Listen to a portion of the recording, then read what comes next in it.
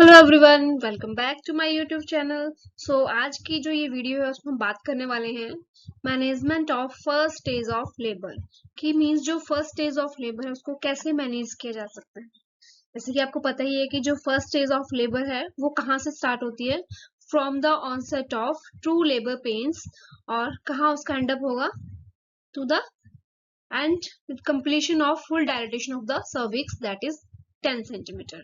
Clear. अब हम इसके अंदर फर्स्टली पढ़ेंगे कि जो जनरल मैनेजमेंट है, इनिशियली हम फर्स्ट स्टेज ऑफ लेबर को कैसे मैनेज करेंगे।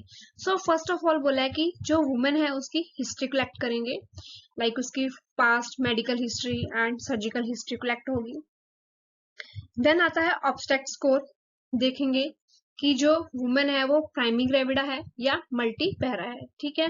देन लैब टेस्ट आते हैं। लैब टेस्ट के अंदर जैसे हम HB लेवल चेक करेंगे, ठीक है, हिमेटोक्रिट हो गया, blood grouping, cross matching, and then उसके बाद serological test like HIV testing and hepatitis test. ठीक है, ये टेस्ट हम लैब टेस्ट के अंदर करेंगे। देन एंटीनेटल हिस्ट्री कलेक्ट करेंगे, ठीक है, जिसके अंदर जो एंटीनेटल कार्ड्स हैं उनको कलेक्ट किया जाता है और देखा जाएगा कि कितने एंटीनेटल विजिट्स वुमेन ने लिए हैं। ठीक है, और कौन सी मेडिकेशन उस टाइम पे उसको दी गई, कौन कौन सी वैक्सीन वो ले चुकी है। ठीक है, मेनली जो एंटीनेटल पीरियड है उसके अंदर उसको TT की वैक्सीन दी जाती है, टेटनस टॉक्साइड की। क्लियर। ये हम एंटीनेटल कार्ड के थ्रू चेक करेंगे। आफ्टर दैट हम वुमेन के वाइटल साइंस चेक करेंगे। क्लियर। वाइटल साइंस में जैसे पल्स हो गया, BP, टेम्परेचर। ठीक है, क्योंकि क्या होता है इस स्टेज में जो वुमेन है वो एंशियस होती है, स्ट्रेस में होगी, ठीक है, उसको एंजाइटी होगी। तो एंजाइटी की वजह से जो उसका हार्ट रेट है वो इंक्रीज हो जाएगा। क्लियर। अब स्ट्रेस के ड्यूरिंग क्या होता है कि जो एड्रेनलिन है उसकी सिक्रीशन इंक्रीज हो जाती है, जिसकी वजह से जो यूट्राइन कॉन्ट्रैक्शंस होती हैं वो डिमिनिश हो जाती हैं। ठीक है। अब यूट्राइन कॉन्ट्रैक्शन डिमिनिश होंगी तो जो लेबर का प्रोसेस है वो प्रोग्रेस नहीं करेगा।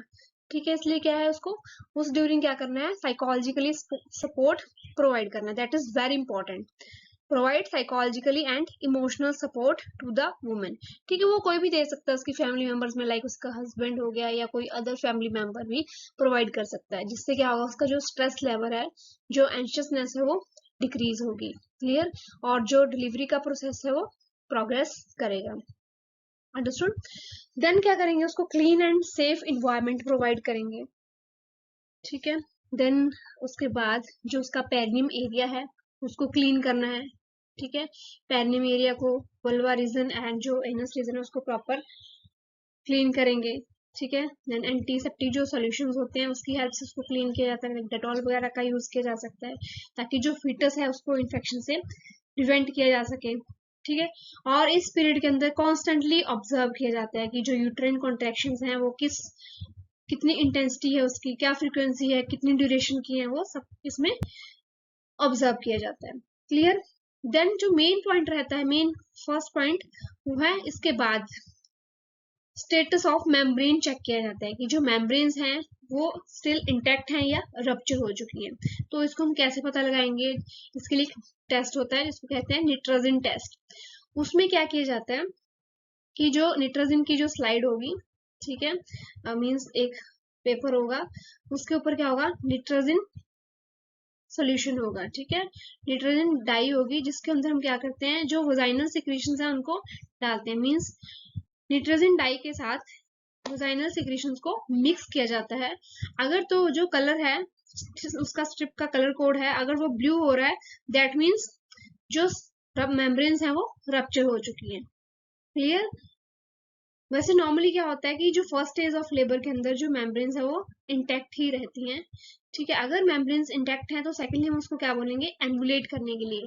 क्योंकि जब वुमन ड्यूरिंग एम्बुलेट करती है, एम्बुलेशन से क्या होगा कि जो उसकी कॉन्ट्रैक्शंस हैं वो कंटिन्यूसली इंक्रीज होती जाएंगी, जो डिसेंट ऑफ हेड में हेल्प करते हैं। ठीक है, कंटिन्यूसली डिसेंट करती रहती है फिटल हेड को।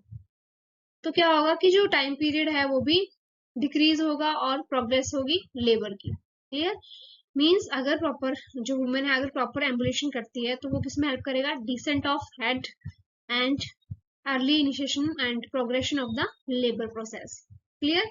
ये थी हमारी general management of first stage of labour. इसी को हम कंटिन्यू करेंगे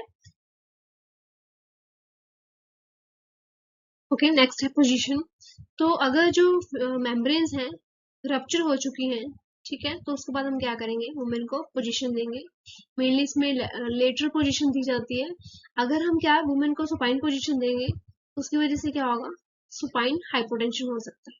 तो उस चीज को प्रिवेंट करने के लिए वुमेन को हम कौन सी पोजीशन देंगे, लेफ्ट रिकमेंडेड पोजीशन प्रोवाइड की जाती है।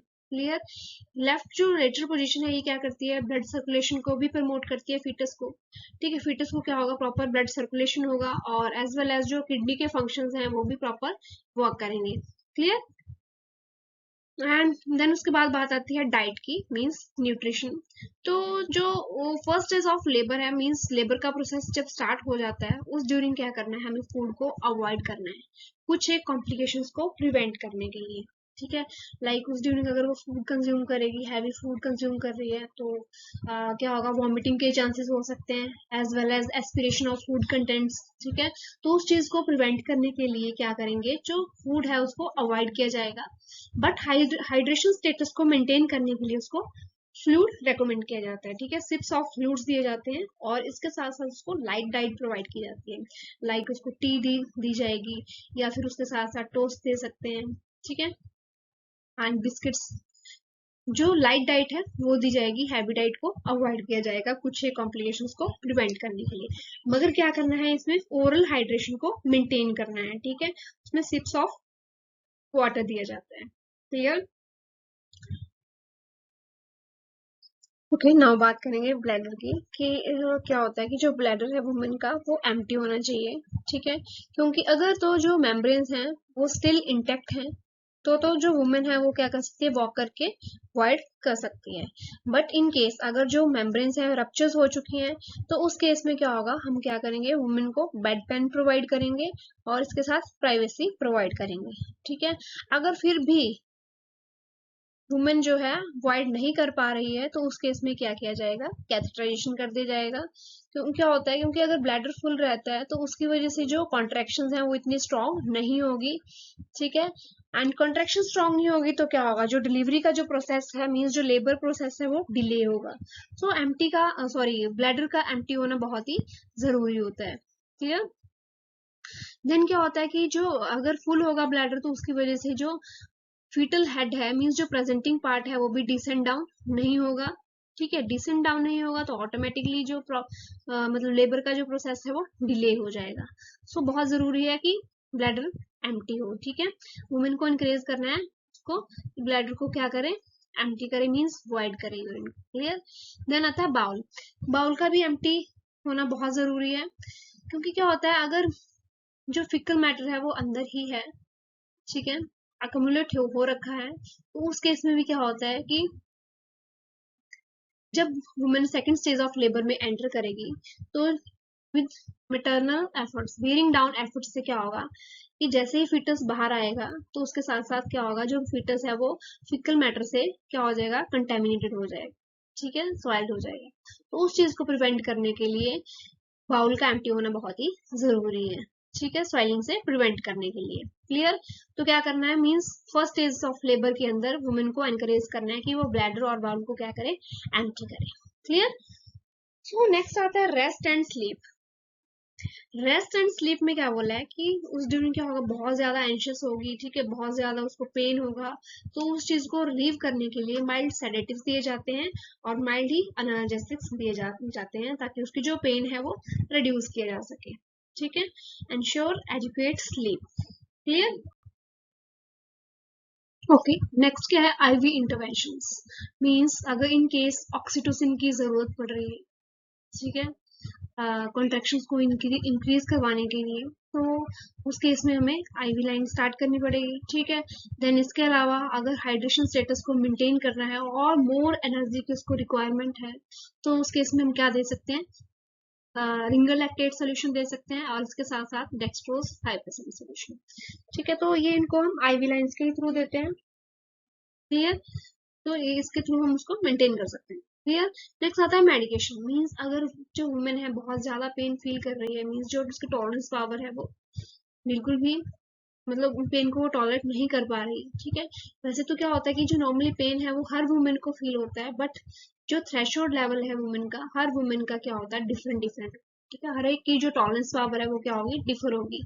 तो क्या होता है कि ये नहीं कि मतलब एक वुमेन ज्यादा शाउट कर रही है और उसी लेबर रूम में दूसरी वुमेन है वो शाउट नहीं कर रही, तो उसका मीन उसको पेन नहीं हो रहा, नहीं। क्या होता है, पेन सबको होता है, बट कुछ एक का जो टॉलरेंस पावर है वो ज्यादा होता है और कुछ एक टॉलरेट नहीं कर पाती। तो उस केस में क्या दिया जाता है, पैथिडीन दी जाती है। लाइक डोज उसकी 50 to 100 mg milligram IU route से दी जाती है, और इसी को हम 4 आवरली रिपीट करते हैं। क्लियर। पैथिडीन एनाल्जेसिक है जो पेन को रिलीव करता है। ओके।